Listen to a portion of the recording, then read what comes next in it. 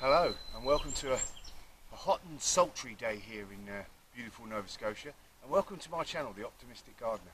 My name is Steve Farley. So it's mid-July now, temperatures are warming up nicely and staying warm in the evenings as well, and we're well into real growing season now. Because of our late spring we had here in Nova Scotia, even my lettuces are looking in top condition at the moment. Tomatoes are starting to come on beautifully. Our potatoes are growing really well. The broccoli is starting to get some beautiful heads on them, and all around the vegetable garden things are looking really good. But it's no time to rest on our laurels. This is the time where we should be extra vigilant for bugs, really looking after our plants. And there's a few tips I'm going to give you in this video to help you make the best of the vegetables you put all the effort into so far, and keeping them happy and healthy.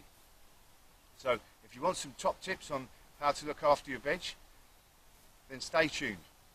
Talking of stay tuned, I'll put a quick advert in to for you guys that haven't subscribed so far. If you want continuing top tips and inspiration on how to keep your garden in tip-top condition, press the subscribe button now.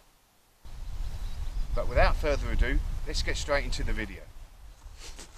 So my peas have made a massive amount of growth in the last few weeks, and already into the major flowering period, and starting to produce peas hand over fist really. And there are a few things you want to do to make sure you got the best crop you can possible. As I said, they've made a massive amount of growth over the last few weeks, but that growth is green and it needs to be supported. So my peas have made a massive amount of growth in the last few weeks, and already into the major flowering period, and starting to produce peas hand over fist really. And there are a few things you want to do to make sure you got the best crop you can possible. As I said, they've made a massive amount of growth over the last few weeks, but that growth is green and it needs to be supported.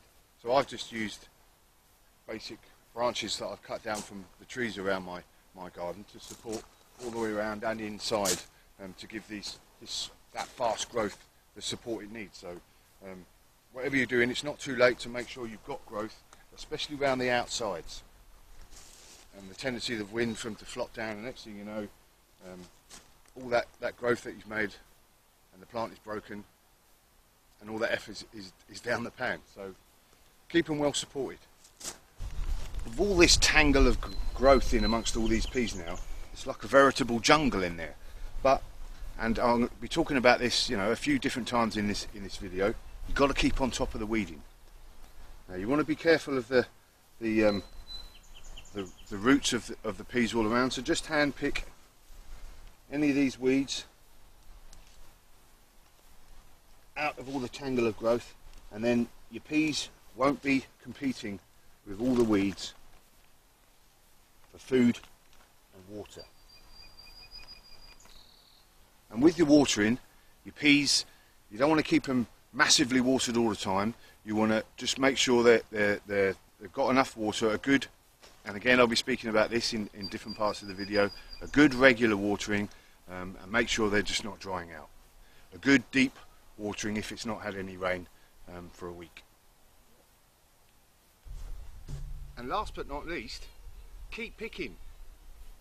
You want to keep picking the pods at whatever stage you want them, whether they're full peas or nice young pea pods like this. Keep regularly picking them, and then that will keep them flowering and then producing more, and keep them flowering and producing more. And obviously when you're picking your peas, use two hands. Hold the actual stem with one hand and pick the pea off with the other. Pick the pea off with the other. Keep that regular picking and you'll have a bumper crop of peas this year. So an often neglected job at this time of year is looking after your asparagus, especially for those who've not grown asparagus before and actually probably weren't prepared for this massive amount of growth that the asparagus is going to put on. So it's paid you back in spades by producing those lovely spears near enough the first sort of vegetables you get during the year, and then it wants to put on this massive amount of growth. But again, because it's green growth, it's not going to be sturdy, and the wind, etc., is going to knock these plants over, and which you don't want, because as soon as these get knocked over, they'll probably break at the base there, and they're not producing all that lovely energy that the roots need to put into your next asparagus next year. So again, I just use twigs, branches, etc., but you can use canes or just some sort of framework around it and put some string around. But basically, just all you got to do is you want to make sure you keep these stood up so they can get all that energy and store it into those roots. So other than watering, keeping on top of the weeds, I think, is just about the number one job to help your plants keep them nice, big yield, nice and healthy. You know, your plants are growing away really fast now, the weather's warmed up, and so is the weeds. I usually put a mulch on as much of my plants as is possible, and that keeps the weeds down, and I'll show you that in another segment.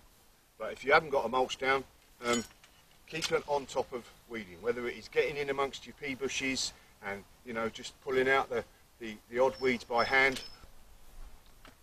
or using some sort of mechanical device like this fantastic, my number one tool in the garden, this Dutch hoe, or using the type of hoe that you have over in North America, which I think is rubbish. Put that away. Here's the Dutch hoe. See all the weeds here. Nice little run across with my hoe, just underneath the surface, cutting off just below the stem. A few minutes of that every day, that will easily keep on top. If I did one bed a day, that would keep on top of all of my 1, 2, 3, 4, 5, 6, 7, 8, 9, 10, 11, 12, 14 beds I've got. That'll keep on top of the weeding, no worries. I'm just putting a link up on the side there for my Dutch hoe against this type of hoe. How I think this is far superior. So take a look at that, and there's probably a link there if for you North Americans who find it difficult to see these in the shops. I think you can get it on Amazon, but there's a link in my bio page. But keep on top of the weeding, and that's going to pay you back in spades again. So I've spoken before about the effectiveness of using a mulch around your plants. As I've stated, it cuts down dramatically on the amount of weeds, the weeding you'll have to do, and the amount of weeds that will try and come through. You know, they're not germinating because the mulch is cutting out of all the light down onto that earth level. So it won't get rid of them all, but literally we're talking 75% less weeds you'll have. It keeps all the roots of your plants nice and cool, gives them a nice shading area, so they're not getting too hot, and the earth itself, the soil itself, is staying nice and moist underneath the mulch, so you're not losing as much water, so you don't have to do as much watering. So putting down a mulch, and it's not too late. You know, normally you want to put it down in the springtime, but any time you can get hold of, whether it be leaf mould or even just ordinary leaves themselves. Grab a load of leaves and just a nice layer, a couple of inches all the way around a plant. That will do it wonders. I use seaweed as well because I live near the sea, so that's a good resource I can use. But any sort of organic material, bark chips, anything like that, even grass clippings.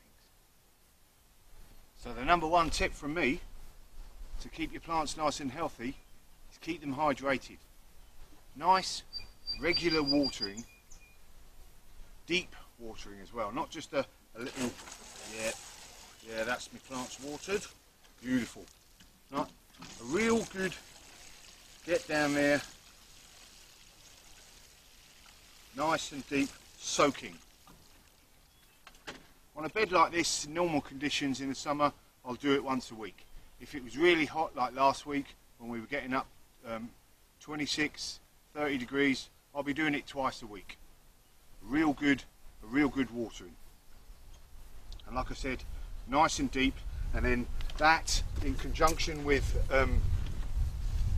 using your mulch, that'll really keep the earth nice and moist and give your plants all the water they need. And in conjunction with your watering, make sure that you feed your plants regularly. A good, I'm an organic gardener. I don't use any sort of weed killers or any stuff from the shops as much as is possible. Usually I use a seaweed mix, steeped in seaweed, but you can use any sort of organic fertiliser. A good bucketful of, so the weeds you've literally just pulled up from around the garden, stick that in a bucket, a good bucket full of that, fill that with water. A month later, that is absolutely superb fertiliser, and that's all you need. So do that every couple of weeks, again, nice and regular.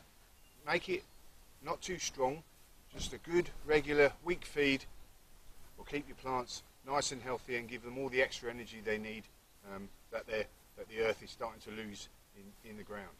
Keep feeding the compost bin, whether it be all those weeds you've just pulled up from around the vegetable patch, or your prunings from around the garden.